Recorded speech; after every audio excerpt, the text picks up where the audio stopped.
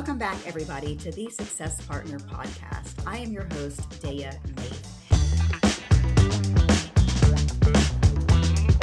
And today we have Anthonia Berry from the Strategy Academy in the studio.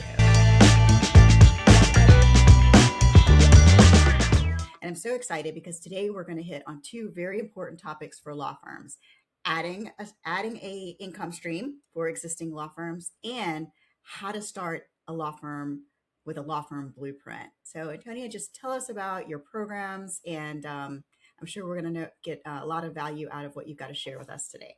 Sure, absolutely. So one of the new programs that we rolled out here at Strategy Academy is the subscription-based legal services program. And this program allows an existing law practice to add a new revenue stream to their existing practice. And the beautiful thing about this particular concept is that you already have the contacts that you can kind of reach back and speak to implement this new revenue stream into your business. We have found that this particular concept works really, really well with B2B type law practices. However, it can also work for B2C. But we've found some really, really interesting ways to be creative and to add an entirely new revenue stream on top of what you already are earning as a law practice. And which law firm do you know does not want to do that? Absolutely. And I know your whole focus in your business has been business development. Mm-hmm. And so instead of just consulting with people, you now have sort of launched these programs. Yes. Yeah, absolutely. And the other program that we launched late last year was essentially a law firm in a box, where if you are an attorney who's, venturing out to hang your own shingle, we've put together a wonderful package where you pay for it once and you basically go in on your own time. It's self-paced, and you go from start to finish on how you start your law practice all the way to launching it and beyond. In that particular program, we have also included lots of resources that you can use after the fact. We've also established phenomenal relationships with industry professionals that will take you from that launch into the next phase of your practice.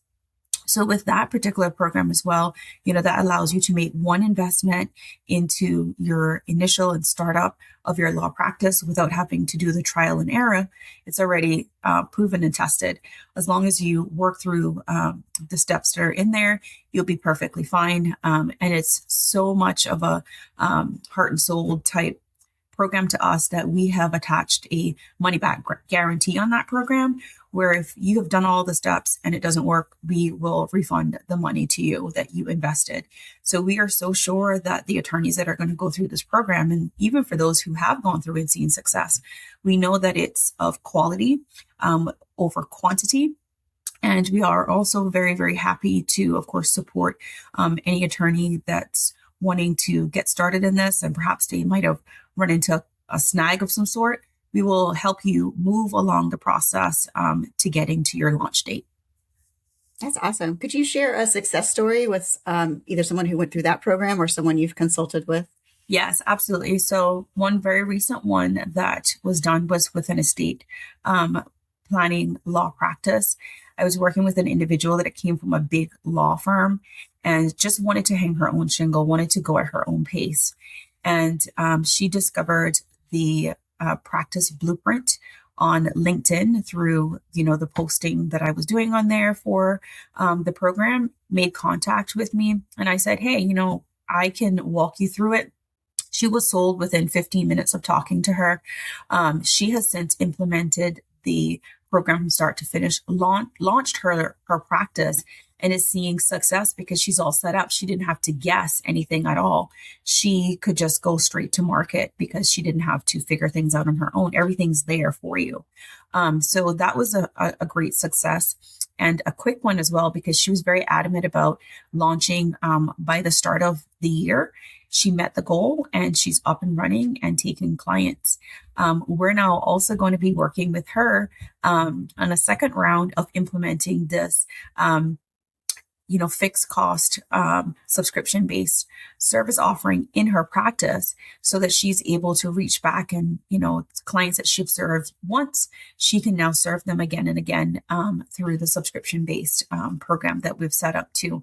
So she is a success story for one program and now rolling into a second. And then we have probably about 4 or 5 other attorneys that are lined up right now to talk to us about the subscription based program that they're going to be implementing into their practice and rolling out very soon as well. Yeah, I love seeing that subscription model take off. I've been a proponent of kicking the billable hour out for many Yes. years, just for consistency of practice and transparency of billing, and Hmm. really hitting those value based initiatives for people in the law practice. So, Yeah. what are you seeing as far as, like, say one of the, I know you focus on business development. So what are some of the top, like, 2 things or 3 things that you really think that attorneys need to key in on that? Their relationship piece is a big one. I find that attorneys do not fully understand the value of relationships just yet. And perhaps, I guess, it was there, a decade or 2 decades ago because there was not social media and all of these other barriers are kind of in between people right now, where people can now hide behind a laptop or, hide behind social media. So they had to have their relationships. So that was somewhat there and then it got lost. So now it's being found again. So the new generation of attorneys that are now actively practicing, are having to rediscover the value of relationships and how to build them and keep them going. I say the second piece is the referral piece because referrals are oftentimes seen as, oh, somebody who just refers work to me, or like that's just how I get work. People are now starting to figure out that there's an actual ecosystem.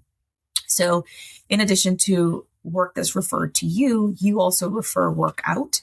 And that builds this relationship where there's the solidarity between 2 attorneys that perhaps may or may not be in the same practice, but either way, they have the ability to send work back and forth between each other. I've even seen attorneys that are in the same practice area build a relationship and understanding where they refer work back and forth as well. And I think that this is a very, very clever strategy that can be used to build any practice. And the reason I say that is because just because you and I are in the same practice area, it doesn't mean that we're necessarily competitors, and neither are we enemies. Instead, the type of client that you're looking for and the type of client that I'm looking for, maybe, said to be in the same realm of things, but they're very different. And because one attorney knows their ideal client and the other knows theirs, and they exchange that information, they can now refer clients back and forth because not every single client that you talk to or inquiry that you receive is going to be one that you're going to want to take. Because of that, you can create this ecosystem again with those who are inside of your practice area. And then it also applies to people who are not in your practice area. So I would say that those are the 2 things right now that are hot and heavy, and perhaps should be 2 items that any attorney that's wanting to build their practice, increase revenue, should pay attention to and also implement into their day-to-day business development activities. Yeah, yeah, that spirit of collaboration kind of comes and goes. Attorneys like to be, we like to be kind of siloed and Yeah, specialist in our area. We don't realize we can actually create sort of a mini firm structure with other solo and small firms correct. that we can work together. Like, for instance, for family lawyers, some of them like to litigate, and the other ones only do like collaborative and Exactly. mediation type Mhm. settlement. So obviously, they're going to have to work together. They're going to have to work together, and they have to refer to one another. Exactly. Yeah. Yep. And it works perfectly as long as you can fully understand exactly, who your ideal client is. I mean, once you get crystal clear about that, I believe that that gives you the confidence and the courage to build relationships with other attorneys, make those connections, and then just start your own ecosystem. Even if it starts small in the beginning, doesn't really matter. But I do believe that if you could figure that out, you are 50% in the battle won by 50% by that time. Yeah, you mentioned ideal client, and I always think about niching down, and the riches are in the niches. And Mhm. some people fight me on that big time. What's your opinion on that? I also am a strong believer in, knowing who your ideal client is and niching down. And the reason for that is just think about if you were going to a doctor, an eye doctor, do you want to go to a doctor that's saying that they're specializing in like 10 different things? The chances of you like being okay with that is going to be very slim. However, if a doctor presents himself as being like a specialized eye doctor and you have an issue with your eyes, you're going to feel a lot more confident about going to that doctor. You're going to feel that they have really studied all the ins and outs of being an eye doctor and perhaps will be much more equipped to treat whatever your issue is. So the same thing applies in the law practice. If an attorney is able to like really establish like the area of practice that they're in and also who their ideal clients are, clients feel so much more comfortable and confident in that individual. And I do feel like that goes a long way, even beyond first being found out by a client. Think about when you're working with that client, that the confidence is there. They trust you more because they feel like you're specialized and you know so much about this area. So you're not going to get them going, well, Google says or Chat GPT says that you should be doing this and you should be doing that and I should change this and I should change that. You have less of that. When you are specialized, there's just that element of trust that's just almost automatic that arrives.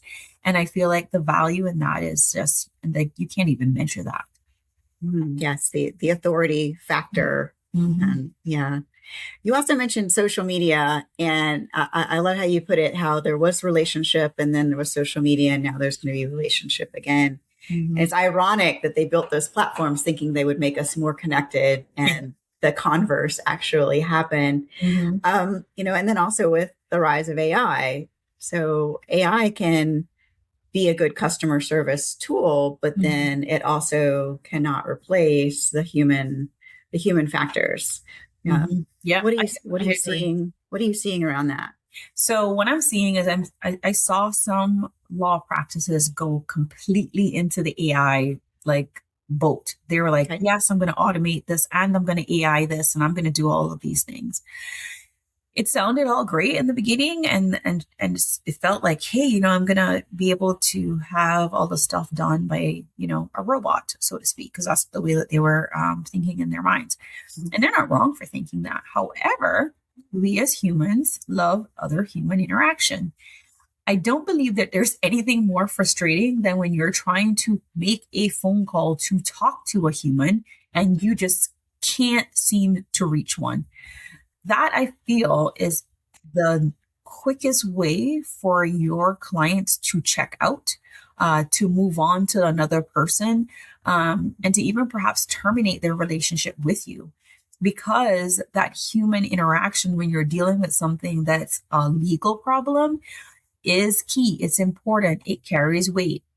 And in the absence of it, again, the trust is lost. A relationship piece is just not there. And if this person feels like they're talking to like a bot all the time, or at any time, to be honest with you, they feel like they're not connected to an actual person, especially those that are in that litigation space. Imagine that you're going to be going before a judge or a jury and your attorney right now is essentially being represented by a bot. Like you're like, your life might depend on it. Your business might, like whatever it is, there's something on the line for you.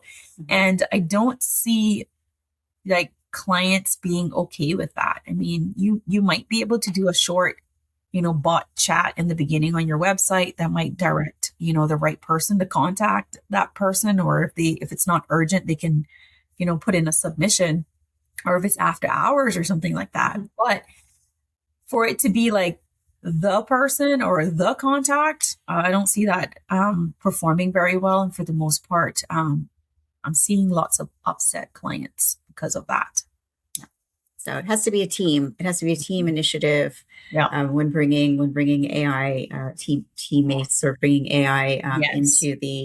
into the law practice. Yeah. Some people joke about, I'm gonna have a fully, like you said, a bot law firm. And it's like, okay, joking, not joking. And it's like, well, it can certainly help. And you gotta make sure that you still know your why and your role. I totally agree. I totally agree because, the thing is that I've incorporated AI and automation into my business. However, I have certain like stop points where I know I can't let it go beyond that because it's just robotic after that to my clients. And I do believe that the same thing is reflecting from my clients as well when they're proposing to me that, hey, we want to replace that with AI. And I say, you can do some of this, but you can't do all of it because AI is here to help us, not replace us. So I think getting that happy balance in place is essentially what is needed for attorneys and law practices to implement AI and automation into their practices. So how do people find you to learn more about you and your programs? Absolutely. So I think the best place for anybody to go, because everything kind of feeds from there, and that's where I update all my information. Strategyacademy.us is our website. If you visit that website, you will be able to get to all of our social media channels and also to find out more about the programs that we have recently launched for our agency. And of course, if you want to, of course, have a look for me on LinkedIn, if you search my name, Anthonia Berry, I will show up attached to Strategy Academy, and you can send a message to me directly there if you wish to contact me directly.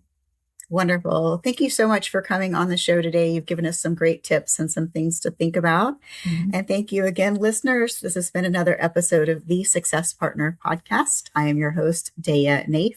Please like, subscribe, and stay tuned.